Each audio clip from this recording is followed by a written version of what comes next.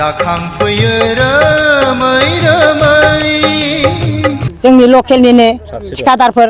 जोंथ' दा नुनाय आप लोग जो है बड़ा आदमी के लिए अलग कानून चलाता है, छोटा आदमी के लिए अलग कानून चलाने के लिए कोशिश अगर करेगा ना कानिराम सारनिबो आखाइ दङ होननानै बुंनाय खोनानायलाय जों थांदों मैयानो सांग्रां जा हाग्रामा महिलारि सारनि आगदा खिथानाय सांग्रां जा रायजो राजाफोरखौ इलेक्सन टाइमाव फन नाम्बार होनानै बुंदोंमोन 24 घन्टा जोंखौ फन खालामोबा मोनगोन जायखिजाया जेंनायाव फन खालामोबा जोंखौ मोनगोन देरहाखांनायनि उनाव रायजो राजाफ्रा दिनैसिम हाग्रामा महिलारि सारनि आगदा खिथानाय फन हमा 24 घन्टा हाग्रामा महिलारि सारनि आगदा खिथानाय मा मावो 24 घन्टा मिटिं खुङो नामा जेरै 5 बोसोराव प्रमद बर'आ आसि थुयै थुयै इउपिपिएल पार्टिया बुंजादोंमोन थन्न हिसाब जादोंमोन थिग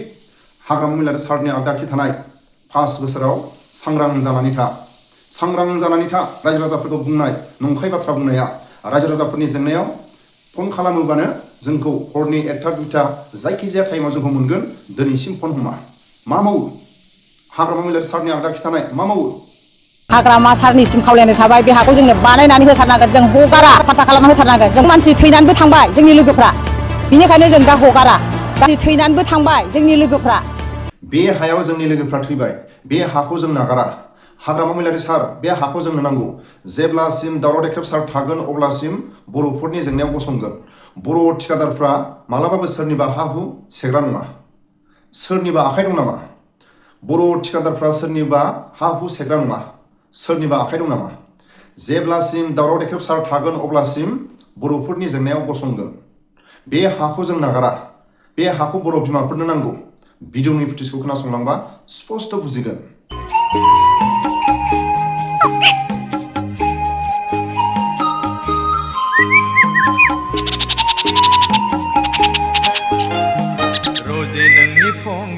कन्ट्राक्टरफोर आरोखि कन्ट्राक्टरफ्रा बे जायगायाव माबा स्टेडियाम बानायनो होननानै माने लुफैदों हा एवफैदों होननाय जों मिथिदों नोंथांमोना जोंनो कमप्लेन होदों दा नों मालायनि हाखौ बोरै आनथुराय भाबै नों हा एवफै हायो बेथ' गाज्रि जाया होमबा भिडिअनि फुटेजाव खोनाखाबाय सोरनिबा खैफोद आफोदा इलेक्सन जोबनाय लोगो लोगो खोनासंजाया सोरनिबा जेंनाया इलेक्सन जोबनाय लोगो लोगो खोनासंजाया खोनासं जायफ्रा खौथि खौथि आरजिदों जायफ्रा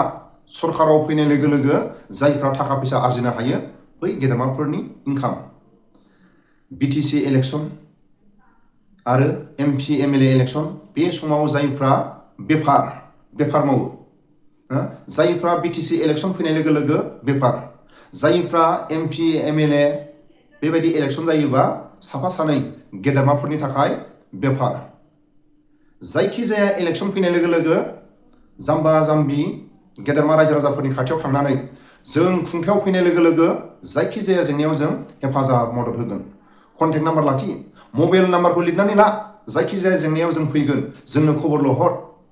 बारे बारे फन हरो खुंथायाव थानाय जायफ्रा हाग्रामा महिलारि सारनि आगदा आखि बै गेदेरमाफोरनाव गेदेरमा रायजो राजाफ्रा बारे बारे फन हरो नाथाय बिथांमोना फन हरनो बा फनखौ रिसिभ खालामनो टाइम मोना मा मावो हाग्रामा महिलारि सारनि आगदा आखि सोरनिबा फनखौ दसे समनि थाखाय हमनो हाया मा मावो जेब्ला इलेक्सन टाइमाव खुथाब गेदेरमा रायजो राजाफोरखौ बुङो जायखिजाया जेंना लामानि जेंना जायखिजाया बेमार सेमार हा हुनि जायखिजाया जेंनायाव जोंनो फनल' हर जोंनो खबरल' हर बारे बारे रायजो राजाफ्रा गावनि गथ' गथायनि बेमार गावनि गथ' गथायनि फरायनाय जायखिजाया हान्था मेला जायखिजाया जेंनायाव सोरबा हाग्रामा महिलारि सारनि आगदा आखि बै गेदेरमाफोरनाव फन हरोबा फन हमा मा मावो हाग्रामा महिलारि सारनि आगदा आखि थानाय 24 घन्टा मा मावो जेब्ला बिटिसि इलेक्सन टाइमाव जाम्बा जाम्बि रायजो राजाफोरखौ बुङो जायखिजाया जेंनायाव फन नाम्बारा लाखि फन नाम्बाराव फन खालामबानो जों हरनि 1टा 2टा जाथों जायखिजाया जों टाइमाव जों सफैगोन जोंनो खबरल' हर नाथाय जाम्बा जाम्बि रायजो राजाफ्रा फन खालामबाबो फन हमा बिनि जेंनाया मा 1.5 बोसोर 1 बोसोर जालांबाय हाग्रामा महिलारि सारा खुंथायाव फैनाया हाग्रामा महिलारि सारनि आगदा आखि थानाय बेसेबां दरमा मोनो 1 बोसोर 1.5 बोसोराव बै हाग्रामा महिलारि सारनि आगदा आखि थानाय बेसेबां दरमा मोनो बेफोरनि थन्न हिसाबा होनांगोन 5 बोसोरनि उनाव हाग्रामा महिलारि सारनि आगदा आखि थानाय थन्न दरमाया बेसेबां अबे थाखाजों गारि गुरा बायदों अबे थाखाजों फरेनाव बेरायनो थांदों बिनि हिसाब पत्रखौ थन्न थन्न होनांगोन। बिनि दायनिगिरिया सोर जानांगोन? जाय खुंथायाव दं। रायजो राजाफ्रा गाबनांदों जेब्ला इलेक्सन फैयो बारे बारे हाग्रामा महिलारि सारनि आगदा आखि थानाय बै पार्टिखौ बेसेबां लेंहरनाय खोनासंनो। रायजो राजाफोरनि खाथियाव थांनानै खुलुम खुलुम आथिं हमनानै हर सान हर गेजेराव थांनानै दरजा टेक टेक टेक बुनानै आदा बाजै फंबाय आयं आबै जोंखौ खेबसेखौ देरहाहोथार, जोंखौ नाय। नाथाय रायजो राजाफोरनि जेंनायाव खोनासंदोंना? खोनासंदों। जायफोर सिनियर दावराव देख्रेब सारनि टिमा रायजो राजाफोरनि जेंनायाव समाजनि जेंनायाव गसंनो गोनां जादों, ससियेल मिडियानि गेजेरजों खावलायनो गोनां जादों। हाग्रामा महिलारि सारनि आगदा आखि टाइम गैया। मा मावो 24 घन्टा मा लिरो? बेसेबां जायगायाव मिटिं खुङो? बबे जायगायाव बेसेबां मिटिं खुंदों? जेब्ला जों 5 बोसोराव प्रमद बर'खौ हर सानजों बुंदोंमोन हाग्रामा महिलारि सारखौ लाबोफिननो थाखाय प्रमद बर'खौ हर सान खुथाब खुथाब इउपिपिएलखौ बुंदोंमोन। जाय खुंथायाव थागोन बे बुंजागोन, जाय खुंथायाव फैगोन बे बुंजागोन। जेब्ला प्रमद बर'खौ जों सान हर जों बुंदोंमोन, इउपिपिएल पार्टिखौ जों बुंदोंमोन सम फैगासिनो दं। सांग्रां जानानै था हाग्रामा महिलारि सारनि आगदा आखि। सांग्रां जा। गेदेरमा रायजो राजाफोरनि फन हमनो बाग्रा, गेदेरमा रायजो राजाफोरखौ लोगो हमनो बाग्रा सांग्रां जा। सांग्रां जानानै था। 1 बोसोर 1.5 बोसोरावनो रायजो राजाफ्रा सिनायहां जाबाय आरो 5 बोसोरनि गेजेराव खोनासंनो हागोन ना हाया? 5 बोसोर जानायनि उनाव खोनासंनो हागोन ना हाया? सांग्रां जा। हाग्रामा महिलारि सारनि आगदा खिथानाय रायजो राजाफोरखौ इलेक्सन टाइमाव बुंदोंमोन 24 घन्टा जोंखौ फन खालामोबा जोंखौ मोनगोन। जेब्लानिफ्राय खुंथायाव फैदों अब्लानिफ्राय रायजो राजाफ्रा फन खालामो 24 घन्टा दिनैसिम 1 बोसोर 1.5 बोसोराव फन हमा। मा मावो? जों दा नैबे बेंटल गेट एकदम सापागुरि ओमफ्राय बे माबानि बिआरपिएलनि खाथियाव बे 256 नं दाग नम्बर हायाव जों दंफैयो आरो बे हाया मिलन ज्योति महिला समितिया आवग्रिना लानाय बियो आरो बे हाखौ 2000 समनिफ्रायनो बिसोरो दखल खालामना लादों आरो बेयाव गोबां आबाद मावदों बिसोरो रबार बागानबो खालामदों आरो गुबुन गुबुन समाव गुबुन गुबुन आबाद मावदों आरो बिनि थाखाय खाथिनि बिआरपिएलाबो बिसोरनो 1.5 लाखसो थाखा सहाय हरदों बिसोर खामानि मावनो थाखाय आरो बिसोर बेबायदिनो बे हाखौ दखल खालामना लाबोदों आवग्रिना लाबोदों आरो बे हानि पजिसना जाहैबाय बेयो मण्डलनि रिपर्ट बादिब्ला बेयो 256 नं बियो भिजारलेण्ड ओमफ्राय बे ट्राइबेल बेल्ट ब्लकनि आन्दाराव गोलैयो होननानै बेखौ मण्डला रिपर्ट होदों। नैबे मण्डल रिपर्ट बियो दा गथे बे गावनि सिगनेसार होनाय दा बेखौ भिजारलेण्ड होनना बुंदों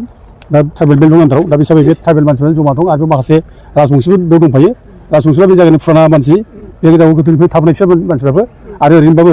राजबंसिफोरखौबो मोनसे माने गवालपारा जिल्लानि सिङाव थानाय फुराना गवालपारा जिल्ला बिसोरखौ माने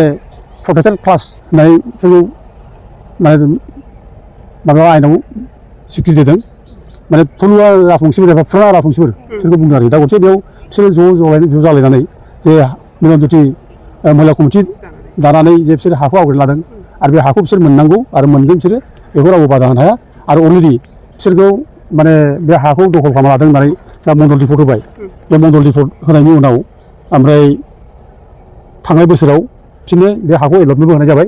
आरो बिसोर एलटमेन्टखौ लानानै बिसोरो खाजोनाबो होबाय दा गथे एलटमेन्ट मोनखाबाय खाजोना मोनखाबायनाय बे हाखौ दिनै माने गुबुननो होनो नागिरनाय बे जिनिसा खुनु जानो हाया। नों मोनसे हाखौ सासे मानसिनो होबाय जेब्ला मोनसे कमिटिनो होबाय जेब्ला बे कमिटिनोनो हाखौ होनांसिगौ बे पारमानेन्ट बियो बे नों बे हाखौनो आरोबाव बेनो होलाय बे खुनु जानो हाया। जों खोनादों माने मण्डला खोब माने मानसिया माने बारा मोजां नङा साबजाया बे हाखौ सुयो सोरबा होनो नागिरो बा सोरबा होनो नागिरो फैसा लायो बे बाथ्राखौ जों खोनादों आरोखि माने मोनसे हायावनो देवानि खालामो दालाल खालामो बे खयजन मानसिनो लिंबोनोसै खयजन मानसिनो होनो होननानै सोर माबा खालामो दा बेबायदि आरो बे कमिटियाबो बे हाखौ मोननो थाखाय नांगौबा जों फैसाखौ होनोसै थेवबो जोंनो हाखौ होनांगौ बेबायदि मोनसे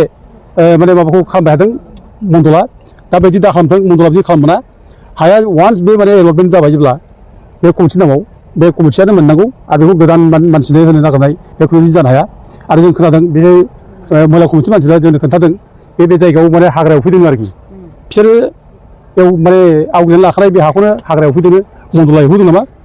खयजन मानसि माने कन्ट्राक्टारफोर आरोखि कन्ट्राक्टारफ्रा बे जायगायाव माबा स्टेडियाम बानायनो होननानै माने लुफैदों हा एवफैदों होननाय जों मिथिदों बिथांमोना जोंनो कमप्लेन होदों दा नों मालायनि हाखौ बोरै आनथराय भाबै नों हायाव फैनो हायो बेथ' गाज्रि जाया होमबा दा बे आइजोफ्रा ज' ज' लोगो लानानै जुदि बेंनानै दोनोब्ला खानानै दोनोब्ला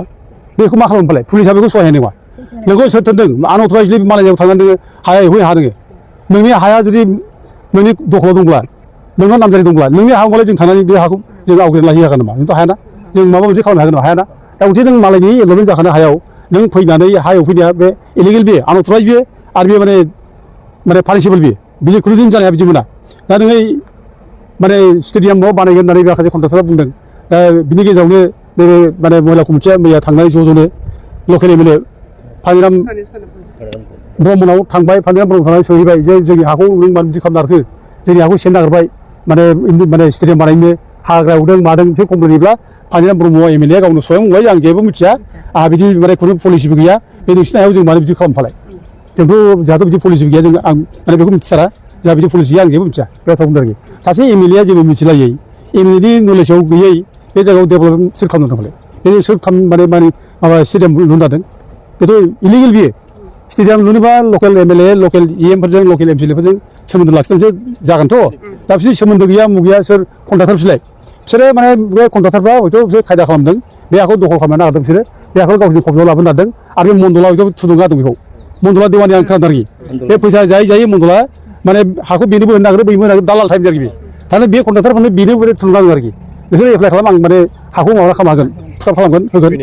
बेबायदि जानो हागौ आरोखि दा गथे बिदि जानो मोना बेखौ हाखौ जेनाखि आइजोफ्रा आवग्रिबाय जेब्ला बे आइजोफोरनि नामावनो थानांगौ हाया आरो आइजोफ्रा मोननांगौ आरो जोंना फानिराम ब्रह्मआबो एमएलए जानानै बे गावबो मिथिनो मोजां जे गावनिनो मानसिफोर गासिबो गावनि माने मावग्राजों गासिबो बे मावग्राफोरखौ नोङो बिदिनो आलाय सिलाय खालामनो मोना बे हाया बिसोरनि दखलाव दंब्ला बिसोर मोननांगौ आरो बिसोरनो जितु एलटमेन्ट होखाबाय बिसोर माने खाजिना होबाय दा बिसोर मोनगोन बिसोरखौथ' बादा होनाया आरो मोनसे खोथा आं रायजो राजाफोरनो बयबो मिथिनो थाखाय बुंनो लुबैदों नैबे सुप्रिम कर्टनि जाजमेन्ट बे सुप्रिम कर्टनि अर्डार बे माने पिटिसन सिभिल नम्बर 7 दाराव बे जगपाल सिंह होननाय केस नैबे Jagpal Singh and others versus state of Punjab and others बे जाजमेन्ट होदों बेयाव बे जाजमेन्टआव होदों जुदि अबेबा बिजिआर पिजिआर जुदि सोरबा माने लकेल गोरिब गुन्द्रा मानसिफ्रा आवगायनानै लाबायब्ला दा बे हाखौ माने इमिडियेट खालि खालामना होनांगौ अल स्टेटफोरनि माने चिफ सेक्रेटारिफ्रा बिदि होनना अर्डार होनाय दं आरोखि अल स्टेट इन्डियानि इसिबां स्टेटफोरनि चिफ सेक्रेटारिफोर बिसोरो बेखौ माने माबा होनांगौ बे हाखौ भेकेट खालामनानै बे लकेल मानसिफोर रानना होनांगौ होननानै अर्डार दं दा बे सुप्रिम कर्टनि अर्डारखौ नों बोरै दानाव दोनसाय दा बे बिजिआर पिजिआर हानि आरोखि माबा बिसोर आवगायनानै थाखाय बिजिआर लेन्ड होनना बुंदों मन्दला ट्राइबेल बेल्ट दं सिङाव बे बिजिआर लेन्ड दा बिजिआर लेन्डआव बिसोर आवगायनानै दंखायो आरो बिजिआर लेन्डखौ सोरनो होनो नालाय बिसोर मोनगोन सुप्रिम कर्टनि अर्डार दंखायो रोखा रोखा लिरदों बेलाय this land must be restored to the Gram Sabha, Gram Panchayat for the common use of villagers of the village. Common use of the villagers of the village. The chief secretaries of all the state government were directed to do the needful. गासिबो स्टेटनि माबाफोर director होखाजोब्बाय दा गथे बेखौ सोर बोरै सोनो हले बिदि इलिगेल खामानि मा मावनांगौ अननाय खामानि मावनांगौ आरो बे कन्ट्राक्टरफ्रा बिदि बुजिया सोमजिया आयेनबो बुजिया माबो बुजिया नों ओरैनो माने गावनि माने हा लाखानाय गावनि मानसि माबा बेयाव माने माबा लाखाबाय बे हाखौ नों सेन नागिरब्ला बे अननाय जाया बे गाज्रि जागोन ना दावराव जागोन ना गावजों गाव अननाय जागोन दा जुदि स्टेडियाम नांगौ खाथियाव बै माबा स्टेडियाम दं काजलगाव माने बेयाव दङ आरो माबाव डिआरबिएल सिङावबो दङ आरो बङाइगावआव दं स्टेडियाम आरो लुनो नोंसोर दे मेरला हा नागिरनानै जाबाय ना मेरला हा दंना मेरला हा दं आंनाव बे लेखा दं ट्राइबेल बेल्टनि हा लेखा दं बिराद बुरजा माबा खालामनाय बै बेगालाबो बे जायगायाव ट्राइबेल बेल्टआव बिराद मानसि आवग्रिनानै लानाय दं हा सेन लानाय दं बेफोर हाखौ नोंसोर उदां खालामना बेफोर हाखौ उदां खालामनानै नोंसोर बेफोराव लुयोना मायो लु बानायहै स्टेडियाम बानायनो मा बानायहै खिन्थु नोंसोर बेफोराव जेबो खालामा जोंनि मालाया जोंनि हाखौ सेन लाफैजोब्बाय जोंनि बेल्ट ब्लकनि हाखौ जोंनि ट्राइबेल हाखौ सेन लाफैजोब्बाय दखल खालामजोब्बाय बेखौ नोंसोर नोजोर होआ जेबो नोजोर होआ गावनि हाखौ जों मालायनो होबाय थायो खिन्थु दिनै गावनि मानसियानो जुदि बे हाखौ लादोंब्ला बे हाखौ जों मानसिया बाहायबायब्ला मावनानै जाबायब्ला बिसोरो मानो होआफालाय आरो दाथ' नै माइ रुमा गायनाय दङ नै जों नुबाय बे दखलावनो माइ गायगासिनो दं बे हाखौ बिसोर मानो होनो हायाफालाय मा जुक्ति बेलाय मा खारन बेलाय गावनि मानसिया हा लानानै दं बे हाखौ ट्राइबेल बेल्ट दं हा बे हाखौ नोंसोर बे मानसिनो होनो हाया खिन्थु मालाया सेन लाफैबाय नोंनि ट्राइबेल बेल्ट हाखौ गुबुन हारिया दखल खालामना लाफैजोब्बाय जायफ्रा थानो मोना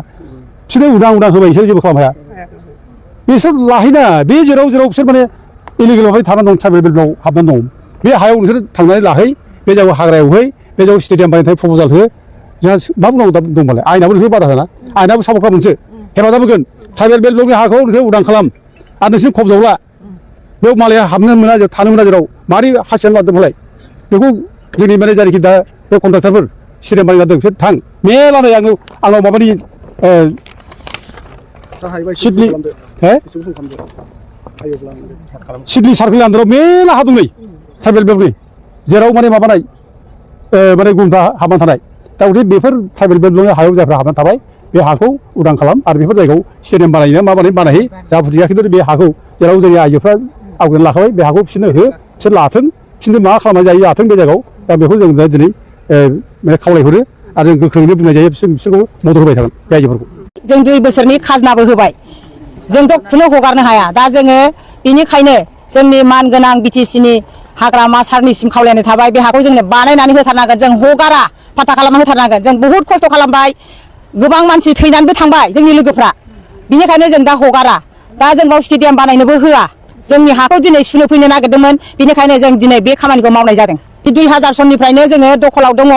बिराद हाग्रा दंमोन बेखौ एवस्रां मास्रां जोङो खेथि मावदों बेनि उनाव जोंनो नैबे आइअसिएलनि एमप्लयिफ्राबो 1.5 लाख थाखा हरनानै जोङो रबार बागान खालामदोंमोन मोनसे समाव 2009 आव खालामदों बेनि उनाव माखासे मानसिफ्रा गोसो गाज्रिफ्रा मोसौ सोनानै बेखौबो जाहोजोब्बाय बेनि उनाव दा फैनानै जों दा माइ गायो बेसर फोयो खेथि मावो दा उनाव मा जाखो जोंनि हाखौ सेनो नागिरदों माखासे थिखादारफोर कन्ट्रेक्टारफोर स्टेडियाम बानायनोनो दा मैया जोंनाव हाग्रा एवफैदों जोंनि नैबे बाउन्डारि सिङाव हाबनानै बिनिखायनो जों दा सहायनो हायाखै बिनिखायनो जों मिडियाफोरनि सिगाङाव खावलायनाय थाबाय बेबायदि आरो दा जोङो हगारा बे हाखौ जोंथ' दखलाव दं आरो जोंना एलटमेन्ट मोनबाय जों 2 बोसोरनि खाजोनाबो होबाय जोंथ' खुनु हगारनो हाया दा जोङो बिनिखायनो जोंनि मानगोनां बिटिसिनि हाग्रामा सारनिसिम खावलायनाय थाबाय बे हाखौ जोंनो बानायनानै होथारनांगोन जों हगारा फाथा खालामना होथारनांगोन जों बहुद खस्थ' खालामबाय गोबां मानसि थैनानैबो थांबाय जोंनि लोगोफ्रा बिनिखायनो जों दा हगारा दा जों बाव स्टेडियाम बानायनोबो होआ जोंनि हाखौ दिनै सुनो फैनो नागिरदोंमोन बेनिखायनो जों दिनै बे खामानिखौ मावनाय जादों हाखौ एरैनो सेनो नागिरदोंना फैसा होनो नागिरदों फैसा होनो नागिराखै ओरैनो माने सुनानै गावसोर लानो नागिरदों माखासे जों हगारथारा सेख'ग्राफोरनि नामखौ जों मोनथिला बुंला माने माखासे दं आरो जोंनि लकेलनिनो थिखादारफोर जोंथ' दा नुनायाव बाव मैया फैनायाव 3 4ल' नुदों बेनि उनाव दा कमिटिफोर दङ बिसोरो जों मण्डलनि आखाइ दङ होननानै जों खोनानो मोन्दों बिसोरबो बुंदों जेनेबा एलर्ट हरबाय जों मण्डलजों रायलायखाबाय बे खोथाखौ बुंदों खिन्थु लेखाखौ देखायनो हायाखै बिसोरो जोंहा लेखाखौ देखायबाय बिसोरनो लेखा देखायदों जोङो औ जोंनि नैबे खाजोना रसिदखौ जों देखायदों बिसोरनो लकेलनि बिसोरबो बिथांमोनहा माखासे थिखादार नोंसिनि एमएलएफोरनो एमफोरनो नोंसोरो जनायबाय नामा जों जनायबाय सार माबा मानगोनां जोंनि फानिराम सारनिबो आखाइ दङ होननानै बुंनाय खोनानायलाय जों थांदों मैया थांबाय सारनाव साराथ' बुंबाय हाब मानो फैदों जोङो रेरे फैदों सार आंथ' मिथिया नोंसिनि हाखौ आं थिनाखै आं नोंसिनि हायाव गाहैफेराखैबो ओमफ्राय सासे मानसिखौ बुंबाय बियो उमुगनाव थां उमुगानो मिथिजोबगौ थांलायबाय जों बेनाव बेनि उनाव बे बुंबाय मा हाब मिलायगोन होगोन नोंसिनिबो मोनगोन जों मण्डलसो लाबोनो नागिरदों दे लाबो जोंनि हायाव खिन्थु हाबनो मोना होननाय लोगो लोगो बिदिबा लिंहरला होनदों मण्डलखौ दासो मण्डलाव नुजाफैयाखै जों मण्डलखौ नेफैदों बेखिनियानो